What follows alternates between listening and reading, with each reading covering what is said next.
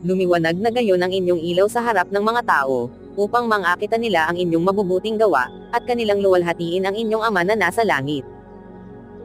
Huwag ninyong isiping ako'y naparito upang sirain ang kautusan o ang mga propeta, ako'y naparito hindi upang sirain, kundi upang ganapin. Sapagkat katotohanang sinasabi ko sa inyo, hanggang sa manggawala ang langit at ang lupa, ang isang tuldok o isang kudlit, sa anumang paraan ay hindi mawawala sa kautusan, hanggang sa maganap ang lahat ng mga bagay.